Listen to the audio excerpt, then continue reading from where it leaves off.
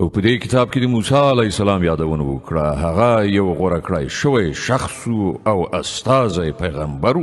موږ هغه د تور له ښي اړخ نه وباله او د راز په خبرو اترو سره مو نږدېوالی ور په برخه کړ او په خپل مهربانۍ سره مو د هغه ورور هارون پیغمبر وګرځاوه. هغه ته مو د مرستیال په ډول ورکړ.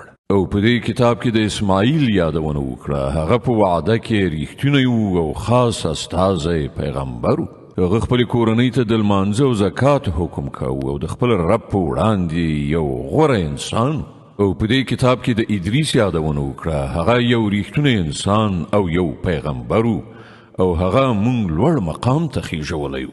دا هغه پیغمبران دي چې پر هغو باندې الله پیرزوینه کړې ده د آدم علیه السلام له اولادینه او د هغو خلکو له زوزات څخه چې مونږ هغوی له نوح علیه السلام سره په کښتۍ کې سپاره کړي وو او د ابراهیم علیه السلام له اولادینه او د اسرائیل علیه السلام له اولادینه او دوی له هغو خلکو څخه وو چې مونږ ورته لارښوونه وکړه او د هغو حال دا و چې کله به د رحمان خدای آیاتونه ورته اورول کېدل نو د ژړا په حال کې به په سجده پرېوتل.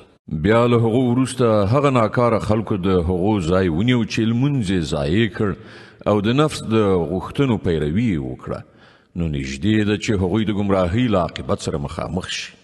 البته څوک چې توبه وباسي او ایمان راوړي او ښه عمل غوره کړي هغوی به جنت ته ننوځي او د هغو حق به تلف نشي. د هغو لپاره د دایمي استوګنې جنتونه دي چې رحمان خدای له خپلو بندګانو سره د هغو نالیدلې وعده کړې ده او دغه وعده په باوري توګه ترسره کیدونکې ده.